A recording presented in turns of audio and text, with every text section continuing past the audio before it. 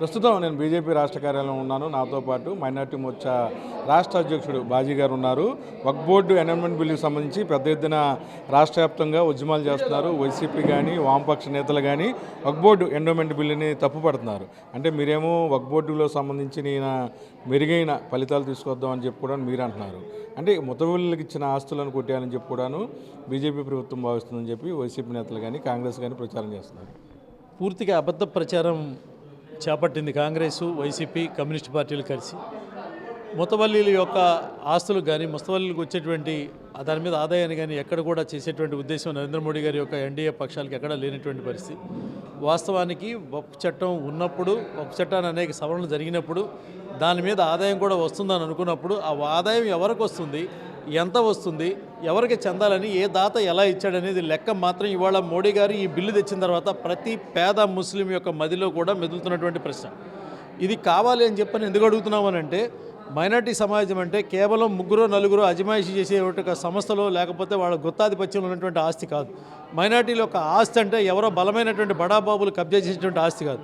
దాని మీద వచ్చేటువంటి ఆదాయాన్ని పూర్తిగా పేదలైనటువంటి ముస్లింల యొక్క బిడ్డల చదువు కోసం, వాళ్ళ వివాహాల కోసం, వాళ్ళ యొక్క విద్యాభివృద్ధి, ఆర్థిక అభివృద్ధి కోసం ఉపయోగించాల్సిందని ఈ రోజు వరకు ఎటువంటి పరిస్థితుల్లో ఎక్కడ ఇచ్చినటువంటి దాఖలాలు లేవు.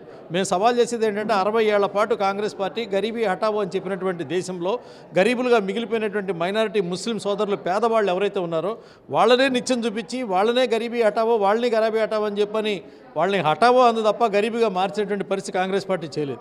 ఈ రోజును కూడా పెద్దలు దగ్గుబాటి పురంధేశ్వరి గారి యొక్క పత్రికా సమావేశంలో ఊటంకించినట్లుగా పార్లమెంట్లో, రాజ్యసభలో చర్చ జరుగుతూ ఉంటే కనీసం రాహుల్ గాంధీ కానీ, ప్రియాంక గాంధీ కానీ, సోనియా గాంధీ కానీ ఎందుకు పాల్గొలేదని చెప్పని అడుగుతూ ఉన్నాం.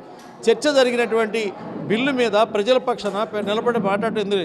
ఈరోజు ఖచ్చితంగా చెప్పగలిగే మాట ఏంటంటే, పేద ముస్లిం వర్గాలు బాగుపడి వాళ్ళ జీవితాలు మార్పు రావడం అనే దాన్ని ఇష్టం లేక కాంగ్రెస్, కమ్యూనిస్ట్ పార్టీలు సంబంధించిన ముస్లిం సంస్థలు మాత్రమే ఇటువంటి ప్రదర్శనలు, ధర్నాలు చేస్తున్నటువంటి పరిస్థితి. అయినా ప్రజలు ఎవరు నమ్మొద్దు అని చెప్పి నమ్మటం లేదని కూడా మేము భావిస్తూ ఉన్నాం. సార్, అంతకుముందు వైసీపీ ప్రభుత్వంలో చాలా వరకు వక్ఫ్ ఆస్తులు అన్యాక్రాంతమైన కొంతమంది లీజులకు ఇవ్వడం జరిగింది. దాని మీద కూటమి ప్రభుత్వంలో మీరు కూడా మంచి పోస్టులో ఉన్నారు. దాని మీద ఏమైనా ఉద్యమం చేసే అవకాశం ఉందా? గతంలో పోయిన ఆస్తుల్ని తిరిగి రాబట్టే కార్యక్రమం. రాష్ట్రంలో 55,000 ఎకరాల యొక్క భూమి ఉంది. దాదాపు 14,000 ఎకరాలు కబ్జాకు గురైనటువంటి పరిస్థితి. విజయవాడ నడిబొడ్డున 45 ఎకరాల 100 కోట్ల రూపాయల ఆస్తి ఉంది. దీన్ని ఇప్పటికే కొంతమంది బడాబాబులు కబ్జా చేసినటువంటి పరిస్థితి వైసీపీ హయాంలో. ఇక్కడ ఉన్నటువంటి మాజీ మంత్రి ఆయన సొంత అనుచరులతో కబ్జా చేసుకొని కూర్చున్నటువంటి పరిస్థితి.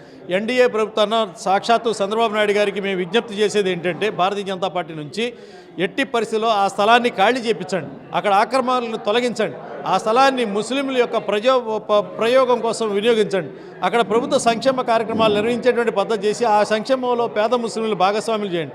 వంటంలో ఉన్నటువంటి ముస్లింలు పాత బస్తీలో ఉన్న ముస్లింల యొక్క జీవితాల్లాగా మారేటువంటి పరిస్థితి కాకుండా ఉండాలి అంటే వాళ్ళ సంపద మీద వచ్చేటువంటి ఆస్తి, ఇమ్దాద్ గారి మీద వచ్చేటువంటి ఆదాయాన్ని పేద ముస్లింలు పంచాలని చెప్పి డిమాండ్ చేస్తూ ఉన్నాం. పెద్దలు చంద్రబాబు నాయుడు గారికి, పవన్ కళ్యాణ్ గారికి మనస్ఫూర్తిగా విజ్ఞప్తి చేస్తూ ఉన్నాం.